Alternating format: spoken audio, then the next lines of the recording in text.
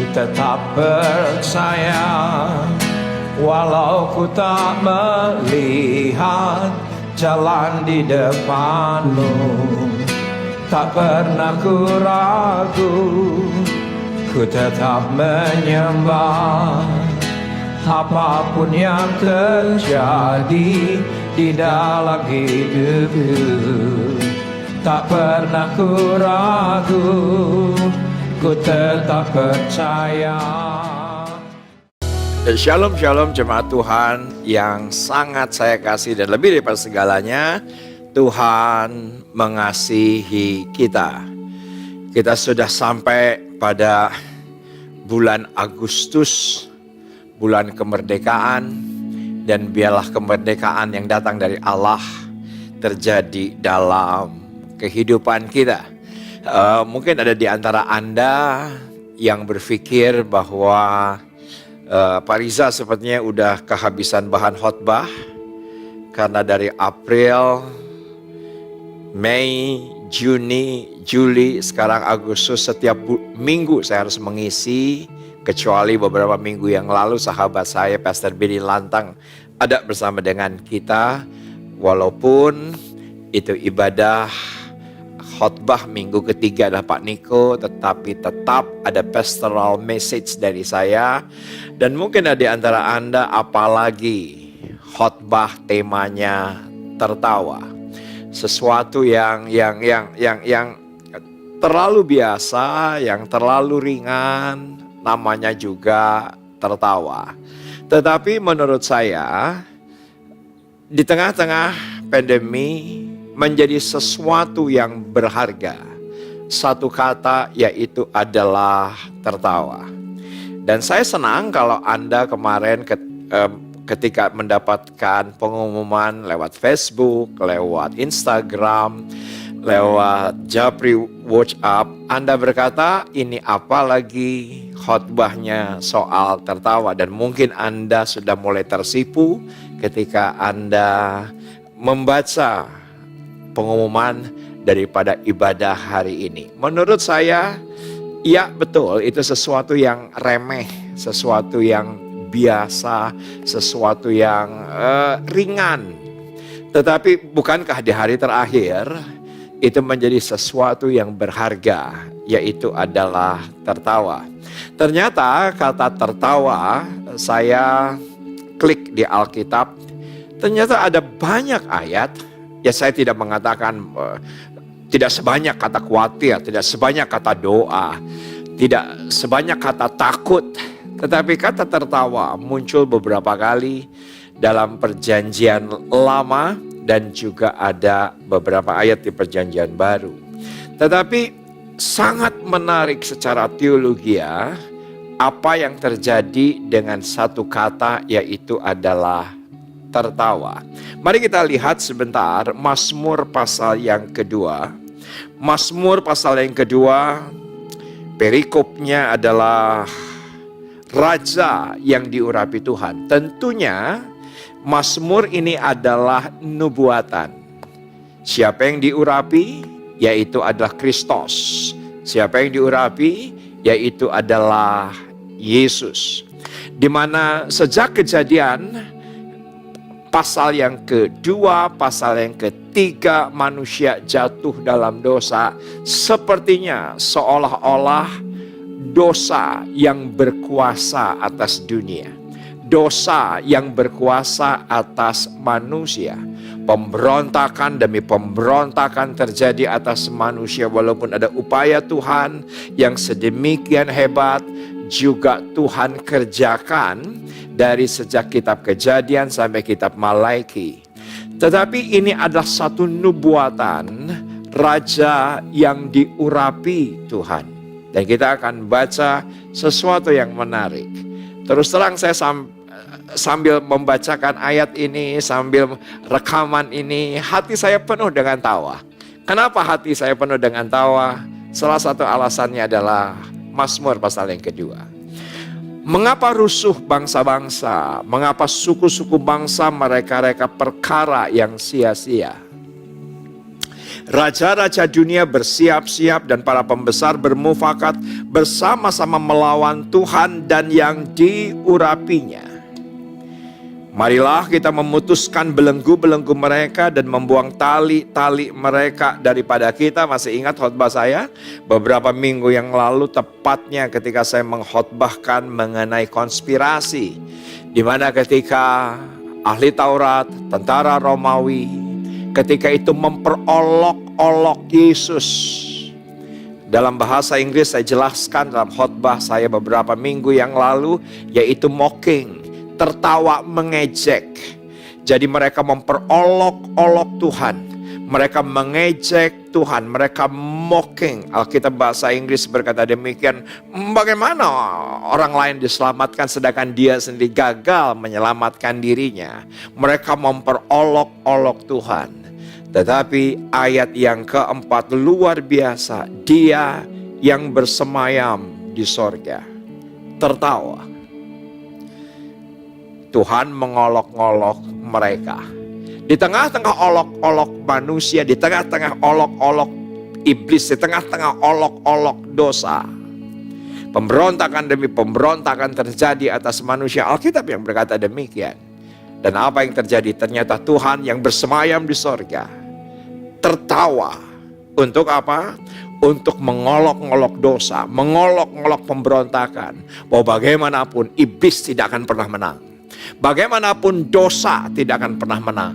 Bagaimanapun juga pemberontakan tidak akan pernah menang. Dari ayat ini saya memberanikan diri secara teologis berkata bahwa tertawa adalah ekspresi kedaulatan dan kekuasaan Tuhan atas pemberontakan dunia. Tertawa adalah ekspresi kedaulatan dan kekuasaan Tuhan yang melebihi daripada dunia ini, melebihi daripada dosa, melebihi daripada pemberontakan dunia. Dan ternyata Tuhan di atas sana bersemayam dan tertawa.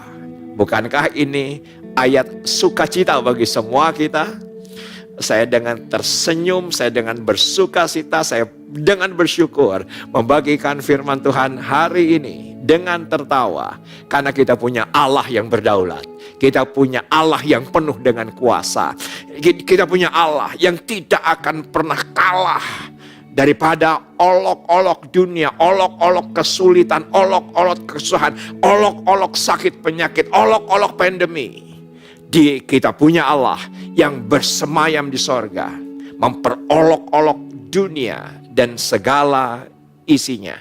Dan kita punya Allah yang luar biasa, yang bukan hanya menyembuhkan, yang bukan hanya memulihkan, yang bukan hanya memberkati kita, tapi dia ternyata Allah yang penuh dengan kedaulatan dan kekuatan, memperolok-olok dunia, dan dia tertawa sedemikian rupa di sorga. Bukankah secara teologi tertawa adalah satu hal yang sangat teologis, sangat sorgawi, dan sangat ilahi. Kata tertawa sendiri muncul kali pertama dalam Alkitab saya pelajari, yaitu pada saat Kejadian pasal yang ke-21. Kejadian 21, perikop LAI, yaitu adalah Ishak lahir. Dan kita nanti akan lihat dan Anda bisa pelajari sejarah, Anda bisa pelajari histori daripada Alkitab. Ternyata ketika Ishak lahir, usia daripada Abraham sudah 100 tahun. Dan ternyata usia daripada Sarah ketika dia melahirkan, usianya sudah 91 tahun. Di tengah-tengah kemustahilan, ke tengah-tengah ketidakmungkinan, di tengah-tengah sesuatu yang mustahil, yang tidak mungkin, yang tidak ada satupun prosentase kemungkinan. Usia 91 melahirkan anak. Tetapi berkatalah Sarah di ayat yang ke-6, indah sekali. Allah telah membuat aku tertawa. Kenapa? Karena kita punya Allah yang berdaulat. Kita punya Allah yang punya kekuatan. melampaui alam, melampaui perkara jasmani, melampaui ketidakmungkinan, melampaui kemustahilan. Dan Alkitab dengan jelas berkata, salah, Allah telah membuat aku tertawa. Kenapa? Karena setiap orang yang mendengarnya akan tertawa karena aku. Alkitab berbahasa Inggris dari Amplified Bible, ada sesuatu penekanan yang indah bahwa Sarah said, God has made me laugh. Dia membuat aku tertawa. All who hear, siapa saja, sampai detik ini bahkan, siapa saja, sampai zaman now sekalipun. Ketika kita pelajari sejarah, Abraham usia 100 tahun, Sarah usia 91 tahun, dan apa yang didengar dunia, yaitu adalah about our good news, yaitu berita baik, berita dahsyat, berita hebat, berita luar biasa, yaitu di tengah-tengah kemustahilan, di tengah-tengah ketidakmungkinan, tetapi kita punya Allah yang berdaulat, Allah yang punya kuasa. Karena ternyata tertawa adalah ekspresi Tuhan menyatakan kedaulatan dan kekuatannya. Mungkin Anda berkata, Anda tidak seperti yang dialami oleh Abraham dan Sarah ketika itu. Tetapi apapun yang ada pada Anda hari ini, apapun yang terjadi pada Anda hari ini, ketika tiba-tiba Anda bisa tertawa, ketika Anda tiba-tiba punya sukacita, tiba-tiba Anda berkata, wow, aku seneng banget, kok aneh. Di tengah-tengah kesusahan, di tengah-tengah kesulitan keuangan, di tengah-tengah kesulitan pekerjaan, kok aku bisa tertawa? Ketahuilah, karena Tuhan yang ada dalam Anda adalah Tuhan yang tertawa dan bersemayam di sorga. Dia punya kekuatan dan kedaulatan melebihi ketakutan kita, kekhawatiran kita, ketidakmampuan, ketidaksanggupan kita. Dia Allah yang bersemayam dan dia Allah yang tertawa. Tertawa adalah instrumen sorga. Untuk apa? Untuk Anda dan saya bisa menikmati sorga kecil di bumi. Sorga kecil di bumi. Saudaraku, saya ini selalu tanya kalau di rumah, kalau tiba-tiba saya sedang di atas, ada tiba-tiba tertawa di bawah. Yang biasanya yang suka tertawa terbahak-bahak di rumah itu adalah istri saya Elsa dan juga Keisha. Apa saja mereka mudah tertawa. Saya suka kadang-kadang bersuka cita ya. Rumah kita dalam keadaan yang bukan saja Anda yang mengalami kesulitan, saya juga mengalami kesulitan. Bukan hanya Anda yang mengalami kesusahan, saya juga mengalami kesusahan.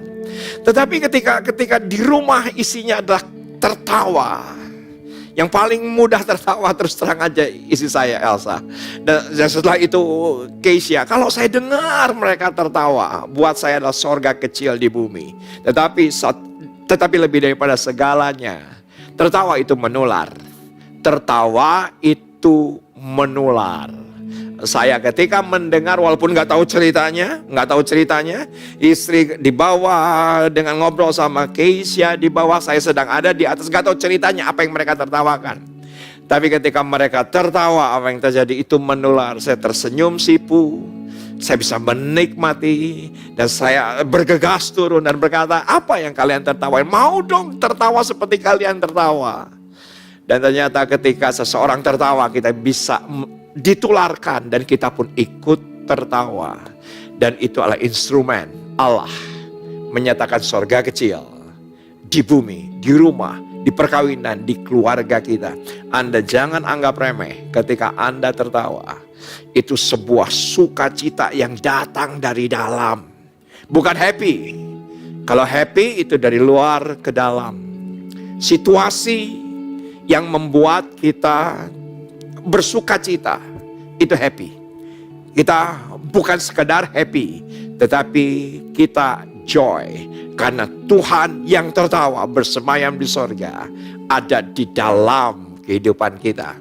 Seringkali kita dapati kalau di restoran, di mall ada tulisan jam 2 sampai jam 4 happy hours.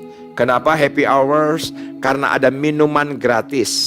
Beli satu, gratis satu. Tapi setelah jam 4:01, tidak lagi happy karena harus bayar.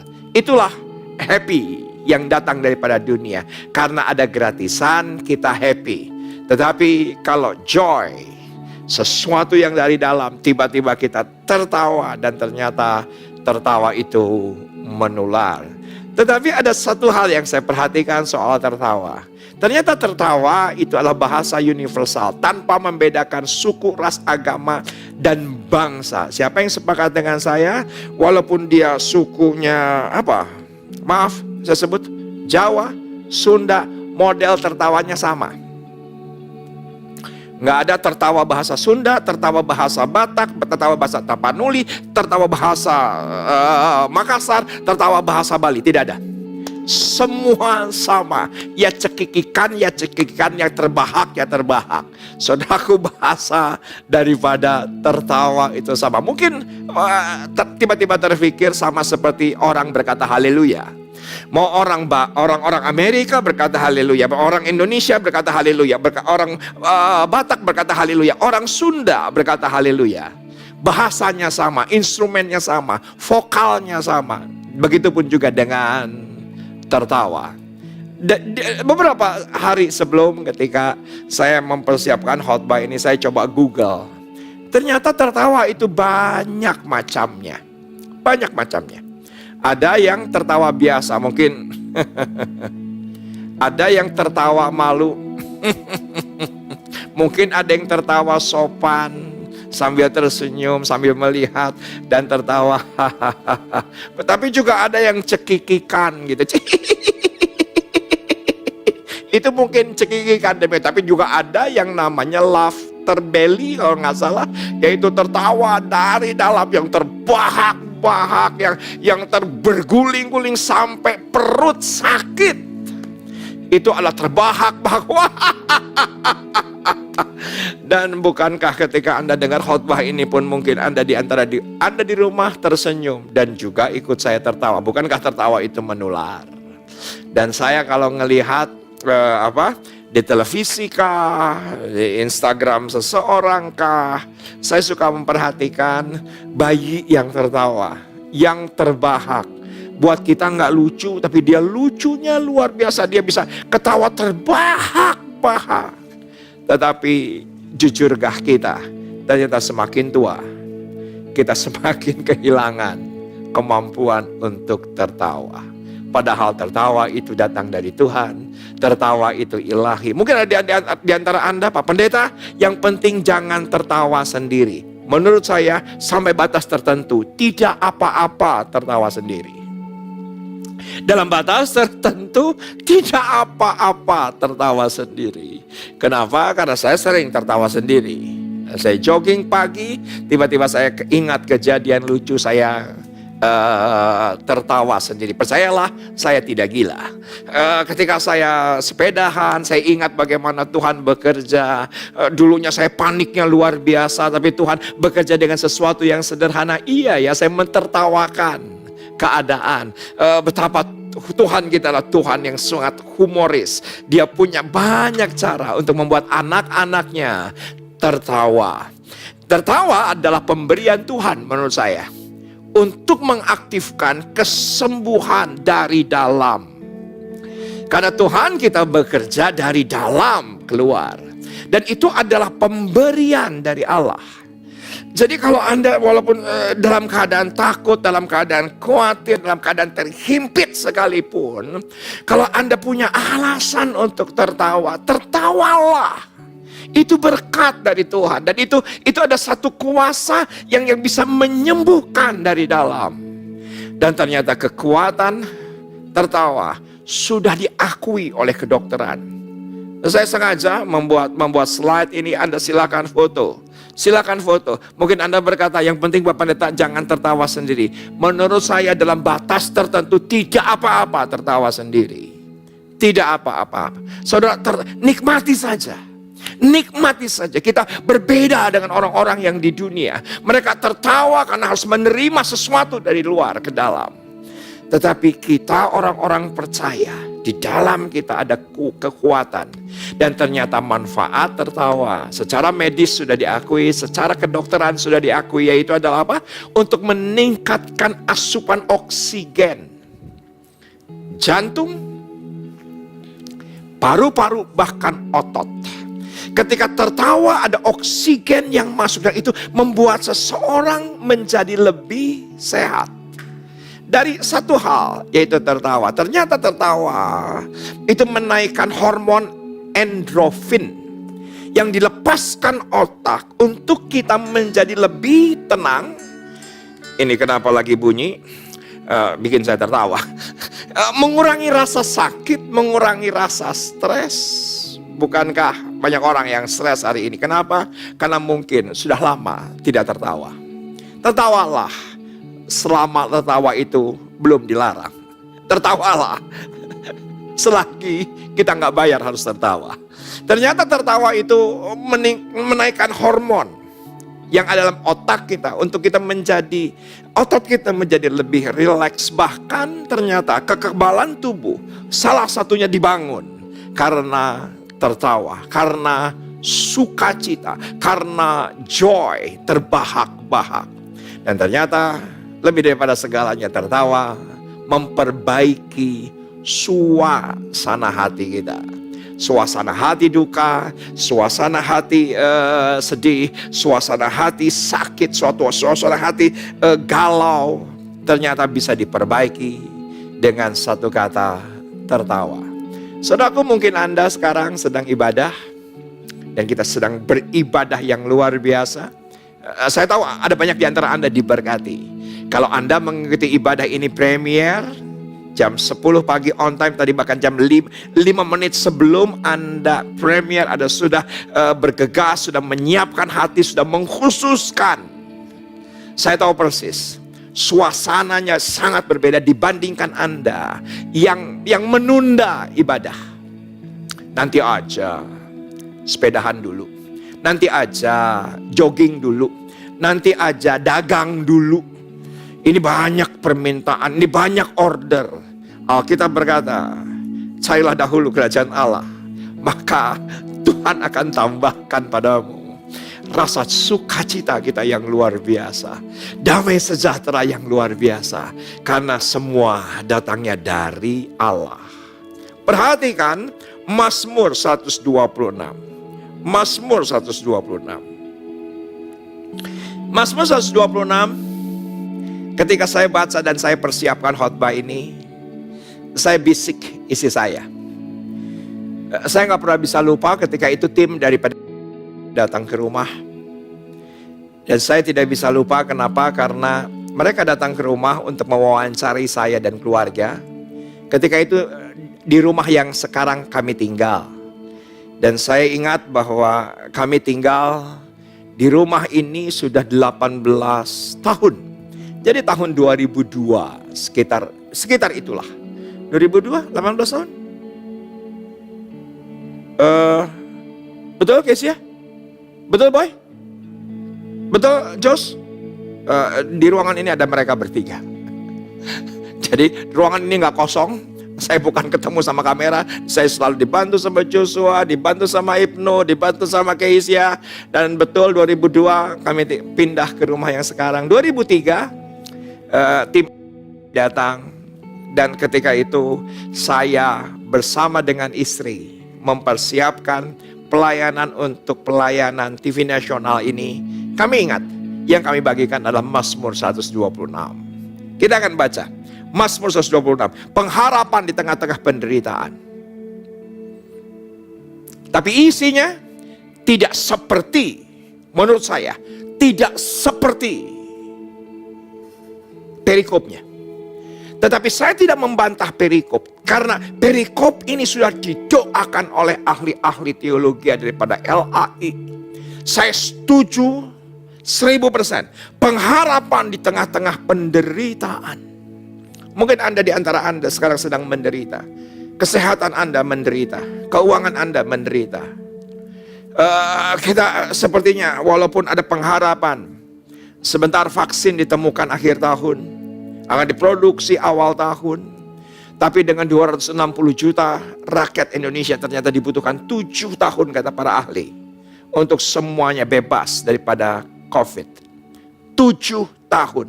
Apalagi penduduk dunia yang 6 miliar. Saya nggak tahu, saya nggak mau pusing, saya nggak mau mikirin. Tapi di tengah-tengah penderitaan tetap ada pengharapan. Tetap ada pengharapan. Saya tidak akan khotbahkan sudah pengharapan sudah beberapa kali dari minggu-minggu sebelumnya. Kita membahas lagi pengharapan. Tetapi ayat yang ke-1 nyanyian ziarah ketika Tuhan memulihkan keadaan Sion. Keadaan kita seperti orang-orang yang bermimpi. Inilah yang kami bagikan 2003 kepada stasiun TV nasional ketika itu. Pada waktu itu mulut kita penuh dengan tertawa. Kenapa penuh dengan tertawa? Dan lidah kita dengan sorak-sorai. Pada waktu itu berkata orang-orang di antara bangsa-bangsa, Tuhan telah melakukan perkara yang besar kepada orang-orang ini. Keadaan kami tidak mungkin menurut ukuran manusia. Masih banyak yang lebih baik, lebih banyak yang lebih kaya, yang lebih banyak, yang lebih hebat, yang lebih banyak yang lebih diberkati secara materi. Tetapi ketika Tuhan memulihkan keadaan kita, Tuhan memulihkan perkawinan kami, ketika Tuhan memulihkan keluarga kami, dari mulut ini penuh dengan tertawa, sukacita luar biasa. Ayat yang ketiga, Tuhan telah melakukan perkara besar kepada kita, maka kita bersukacita. Pulihkanlah keadaan kami ya Tuhan, seperti memulihkan batang air kering di tanah Negeb. Orang-orang yang menabur dengan mencucurkan air mata akan menuai dengan bersorak-sorai. Orang yang berjalan maju dengan menangis sambil menabur benih, pasti pulang dengan sorak-sorai sambil membawa berkas-berkasnya. Dan saya dapati dari Mazmur 126, ini nostalgia khotbah saya bersama dengan istri ketika pelayanan TV Nasional 2003. Ketika itu kami baru saja tahun-tahun pertama, pemulihan terjadi, kemenangan terjadi. Dan yang pertama, kenapa kita tertawa? Sesungguhnya Tuhan sudah pulihkan kita seutuhnya. Kita punya Yesus, kita punya anugerah, kita punya kasih karunia. Dan itu pemulihan yang tidak pernah kita bisa beli dengan apapun, dengan upaya apapun, dengan seminar apapun. Tapi semua datangnya dari Tuhan. Dan itulah yang membuat kita bisa tertawa terbahak-bahak. Kita tertawa bersukacita. Walaupun banyak orang semakin tua semakin sulit untuk tertawa, semakin tua semakin tidak punya kekuatan untuk tertawa. Tapi saya tahu pasti Anda di rumah hari ini punya alasan untuk tertawa bagaimana pemulihan Tuhan terjadi atas kehidupan kita. Dan pemulihannya bukan sebagian tapi seutuhnya. Alkitab berkata demikian. Yang kedua, kenapa kita bisa tertawa? Karena penyertaan Tuhan pada masa kesesakan. Kita bukan mentertawakan kesusahannya. Kita bukan bersyukur akan kesusahannya. Kita bukan bersukacita akan kesesakannya, tapi kita punya Tuhan dalam kesesakan tetap menyertai. Itulah yang membuat kita tertawa, membuat kita tetap bersyukur. Bukan karena kita mensyukuri persoalannya, karena tidak seorang pun ingin punya persoalan. Kita bukan ingin mensyukuri kesesakannya, mensyukuri kesusahannya, mensyukuri kesesakannya. Bukan itu konteksnya. Perjanjian baru, Paulus berkata, kita dengan segala perkara mengucap syukurlah. Bukan kita syukuri apa yang terjadi, tapi kita bersyukur kita punya Allah yang bersemayam di sorga, yang memperolok-olokkan kesusahan kita, memperolok-olokkan kesulitan kita, dan dia menang di kayu salib. Itulah Raja yang diurapi, dan Anda punya Tuhan yang tertawa dan bersemayam dan menang. Kenapa kita tertawa? Karena kita punya keselamatan kekal, dijamin oleh anugerah, dijamin oleh kasih karunia. Kita berkata dalam kitab Yohanes bahwa tidak seorang pun yang dapat merebut engkau dari tanganku sendiri. Walaupun Anda ketika menggenggam tangan Tuhan lelah, menggenggam tangan Tuhan jenuh, menggenggam tangan Tuhan lunglai, tapi tangan Tuhan tidak pernah terlepas dari kehidupan kita. Dan itulah keselamatan kekal. Kecuali Anda sendiri yang melepaskan sepenuhnya anugerah kasih karunia Yesus dalam kehidupan Anda. Tetapi sepanjang Anda adalah Yesus, kita punya kekuatan untuk tertawa. Dan tertawa itu adalah anugerah instrumen sorga untuk kita bisa menikmati sorga di bumi. Bukankah Yesus berdoa, mengajari jemaatnya, mengajari murid-muridnya, dan itu menjadi jaminan dalam kehidupan kita, bahwa jadilah kehendakmu di bumi seperti di sorga. Ternyata sorga bersemayam dan tertawa. Demikian juga Anda, kita punya kuasa dan kemampuan untuk tertawa di masa kesesakan sekalipun. Amin. Puji Tuhan, saya percaya Anda sangat diberkati hari ini. Saya begitu yakin ada sukacita yang tidak masuk akal. Anda di rumah, terutama Anda yang mengikuti ibadah premier, yang menghususkan beribadah kepada Allah, yang mendahulukan Tuhan lebih daripada segalanya. Saya begitu yakin Anda mendapatkan satu sukacita besar. Dan bagi Anda sekalipun yang nonton setelah jam premier, saya berdoa, Tuhan tanpa batas memberkati Anda, Tuhan tanpa batas mengasihi Anda, Tuhan tanpa batas, yaitu membuat juga Anda ngalami sorga kecil di rumah kita masing-masing. Sorga kecil dalam perkawinan kita, sorga kecil dalam keluarga kita, sorga kecil dalam keuangan, kesehatan. Karena Dia ingin apa yang terjadi di sorga terjadi pada rumah Anda. Yuk kita sama-sama berdoa. Bapak, terima kasih untuk hari ini, hari yang luar biasa. Tuhan anugerahkan sesuatu yang ilahi, yang sorgawi, yang tidak kami sangka dan kami tidak duga. Ternyata Sarah telah dibuat Tuhan tertawa. Karena di usia 91, Abraham usia 100 tahun, Ishak lahir. Dia berkata, akan banyak orang yang tertawa bersama dengan aku karena keajaiban yang kualami. Dan bagaimana penulis Mazmur berkata bahwa Tuhan bersemayam di sorga, memperolok-olokkan dunia dan tertawa. Dan semua kami pada saatnya terus Tuhan sertai dalam masa pandemi ini dengan mulut yang penuh tertawa. Bukan karena keadaan, bukan karena situasi, tapi karena kami punya Tuhan yang punya kedaulatan dan kemampuan untuk menyatakan dirinya, dan kami dibuat menang. Kami bersyukur untuk anugerah firman Tuhan yang Tuhan nyatakan di dalam nama Yesus. Amin.